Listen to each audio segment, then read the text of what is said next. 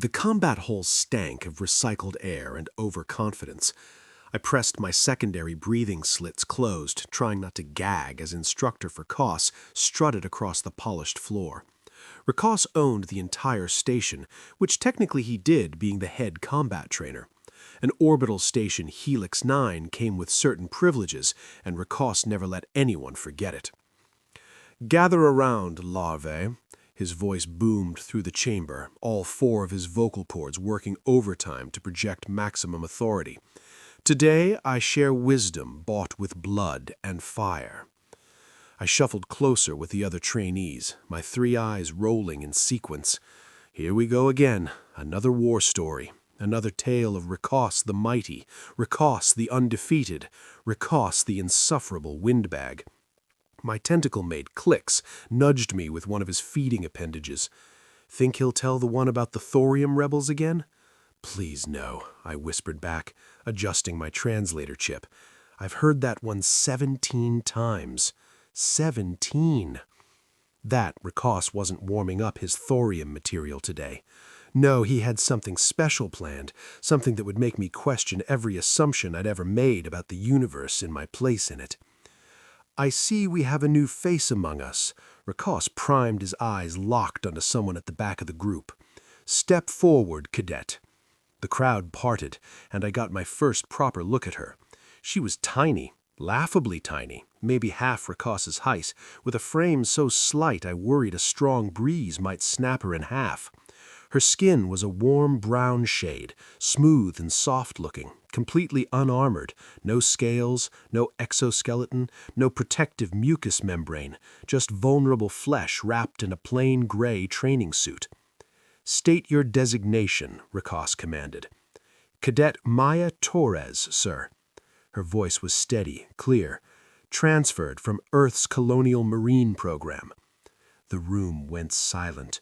You could have heard a scale drop. Earth. Human. Death world.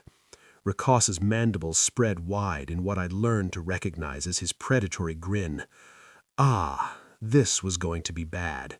This was going to be very, very bad. Human. He circled her slowly, like a scavenger eyeing wounded prey. "How delightful. Tell me, cadets, what do you know about humans?" Clix raised a tentacle. "They come from a high-gravity world, sir. Earth measures 1.2 standard G." "Correct. What else?"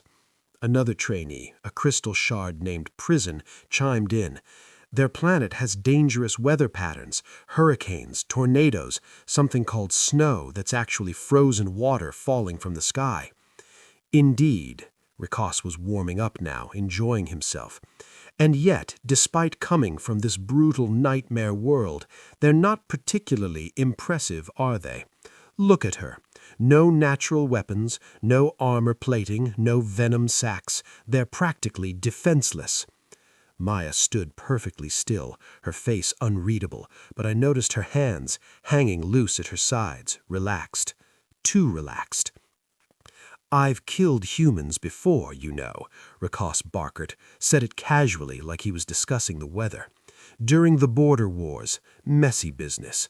They die just as easily as anyone else, despite their reputation. Easier, even." My stomach sacs clenched. This was wrong. Even for Rakoss, this was crossing a line. 12 of them, to be precise," he continued, his voice dripping with false modesty. "A patrol unit caught them in an ambush near the capital station. They fought hard, I'll give them that. Lots of screaming, lots of begging. That, in the end," and he made a crushing gesture with his primary manipulators. "Soft flesh tears so very easily." Maya's expression still hadn't changed. She just stood there, listening, watching. "Sir," Clix's voice shook slightly, "is this really appropriate for a training session?" "Appropriate," Rakoss snarled at him. "This is education. This is reality. War is not appropriate, Cadet. War is brutal. War is final. And if you want to survive, you need to understand that reputation means nothing. The so-called scary humans, they bleed, they break, they die." He turned back to Maya. "Isn't that right, human?" She met his gaze with those strange, forward-facing predator eyes. "You killed 12 humans in an ambush, sir." "I did." "And you're proud of that?" Rakos's mandibles clicked together sharply. "I'm proud of surviving. I'm proud of winning." Maya nodded slowly. "Can I ask what unit they were from?" "Does it matter?" "Professional curiosity, sir." Rakos waved a dismissive appendage. "Some colonial defense force, barely trained militia. They probably picked up their weapons the week before. Like I said, easy prey." "I see." His voice remained perfectly neutral. "And when you killed them, did you give them a chance to surrender?" The temperature in the room seemed to drop several degrees. Rakos's scales ruffled, a sign of agitation. "This is combat training, not a philosophy seminar. The point is that I survived and they didn't. Because you ambushed untrained militia. Because I was superior." "Were you, though?" The room held its collective breath. Nobody talked back to Rakos. Nobody questioned him. Nobody dared. "What did you say?" His voice dropped to a dangerous hiss. Maya shrugged. The gesture I'd learned meant casual indifference. "Just seems odd to brag about it, sir. Killing unarmed colonists from ambush. It's not exactly impressive." Rakos's entire body went rigid. I'd never seen him this angry. His scales shifted through 3 different threat display colors in rapid succession. "You dare, you insignificant little meat sack? You stand here in my training hall on my station, and you insult me?" "Not insulting, sir. Just observing. I could crush you, right now, with one hand." Maya's mouth curved slightly. Among humans, I'd learned, this meant amusement. "You could try." "Oh, no. Oh, no, no." "Rakos," I heard myself say, stepping forward. "Maybe we should just continue with the scheduled training. There's no need for this to escalate." But Rakos wasn't listening to anyone anymore. His pride, his massive ego had been pricked, and like any wounded predator, he was going to lash out. "You want to test yourself against me, human? You want to prove your species isn't the fragile joke I know you to be?" He gestured to the sparring circle in the center of the hall.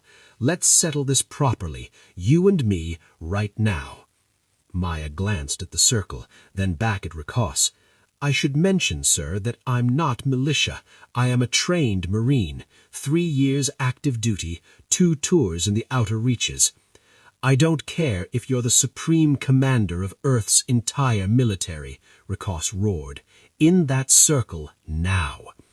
She sighed, actually sighed, like this was mildly inconvenient.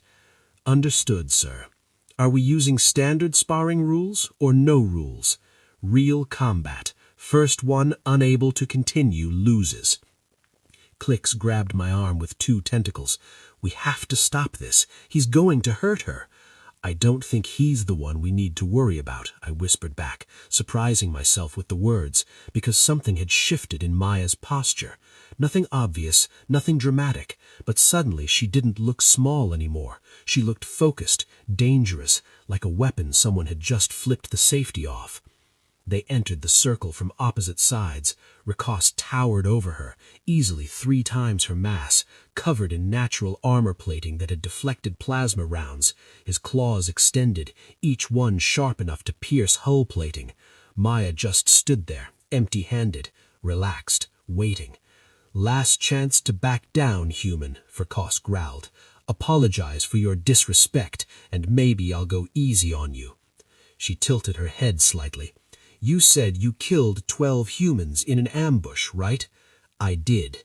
"Then I think I owe you something." "Oh, and what's that?" Her smile widened, sure showing those flat omnivore teeth. "A fair fight." Rakos lunged. He was fast. I had to give him credit for that. Despite his size, he could move when he wanted to. His primary claws swept toward Maya's head with enough force to decapitate most species. She wasn't there anymore. I barely saw her move. On one moment she was standing still, the next she ducked under his strike and pivoted to his side. Her hand, That small, soft hand jabbed upward into the gap where his arm plates connected to his shoulder joint. Rikas howled. His arm went limp, hanging useless. "Nerve cluster," Maya said, conversationally, already moving again. "Every species has them. You just need to know where to look and hit it hard enough." "But Rikas has armor plating." "Armor has gaps, otherwise you couldn't move." She demonstrated with her own arm, bending it at the elbow. "See, right there. Anywhere something bends, there's a weak point. It's basic physics." I shook my head in wonder. "You make it sound simple." "It is simple. Complicated, but simple." She smiled at my confused expression.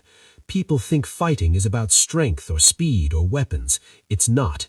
It's about understanding systems. Your opponent is just a biological system. Find the failure points, exploit them, and the system